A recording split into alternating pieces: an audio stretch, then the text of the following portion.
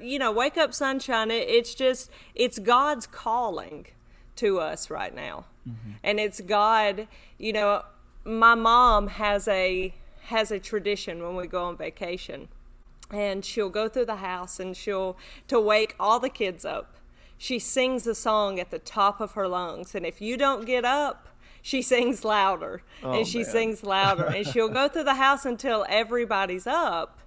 But there comes a point where if we don't get up, if we decide that we're going to stay asleep, then her and my dad, they just go on with their day. And then we'll get up and we'll say, hey, where'd you go? Why'd you leave us? And they'll say, well, you were asleep. And so, there comes a point in time, and that just leads right into it. There comes a point in time in every believer's life, just in our physical life. If we're going to start a new day, we can go all throughout our day, everything we got to do, but there comes a point we have to go to sleep. But to start a new day, we have to wake up. Mm-hmm. And we have to get going. And even if you've been up for days, you're going to have to go to sleep at some point. But then there comes a time where you've got to start it again, and you've got to get up. And so just like my mom going through the house singing and waking everybody up, there comes a point in time, and my earpiece just fell out, but there comes a point in time in every believer's life that God is going to come through the house, and he's going to say, wake up, sunshine. Arise, shine, for thy light has come. The glory of the Lord is risen upon you. And it is up to us individually at that point whether we're going to get out of bed or not.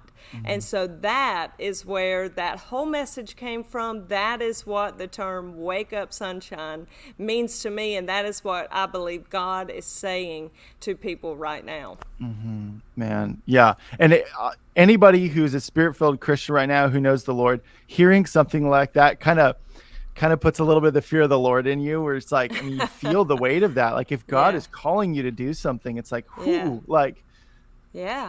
God, and so, the God. And so, something that you said in that message, that I stopped what I was doing. I remember I was cleaning out my spare room closet, which is basically my office as well. And so I was like putting work stuff in there, and I remember I was listening to it, and I stopped and I just went, yes, when you said this. And it was something to the effect of, don't think of yourself too highly that you think you can't be replaced. And I was just like, woo, so,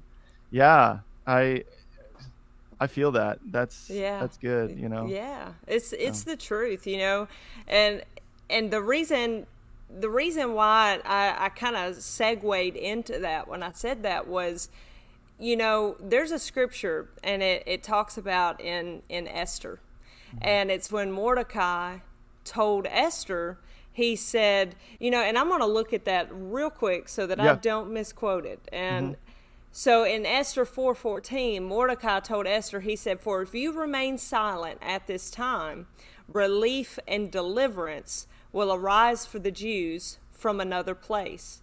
But you and your father's house will perish. Yet who knows whether you have come to the kingdom for such a time as this? The Message translation says, maybe you were made queen for such a time as this.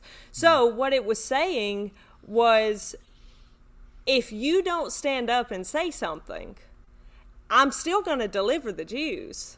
I'm still going to do this, but it's going to arise from another place.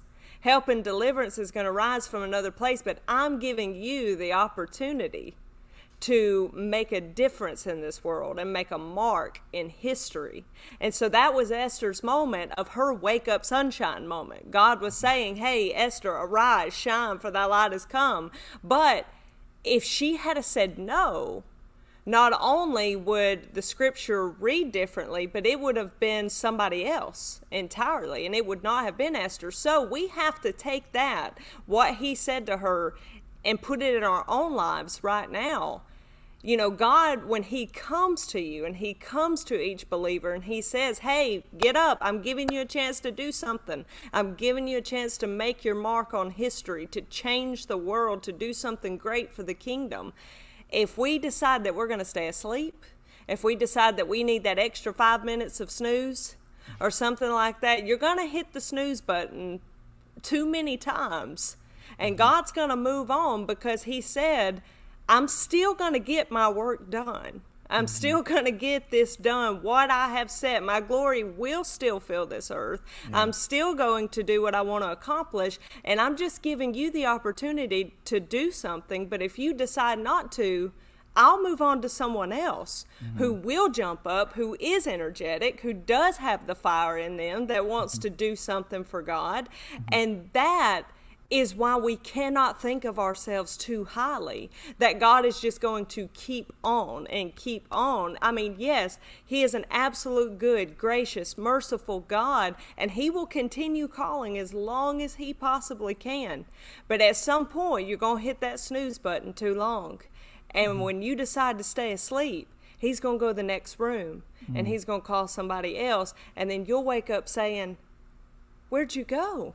Why'd you go without me? I could have been a part of this. And he's saying, yeah, you could have. I called and I called and I called, but you didn't answer and you didn't want to get up. So never get to that point where you think, oh, I'm called by God. You know, I'm called by God. He's never gonna push me aside and move on to someone else. That is the attitude to get you in trouble. Because God, he is the most high.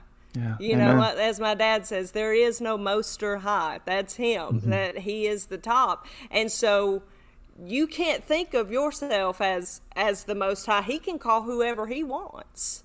You're just very privileged to be called by him. So take that opportunity when he does call to get up and get moving, because if not, help and deliverance will arise from another place and you won't be a part of it. It's tough, but it's the truth.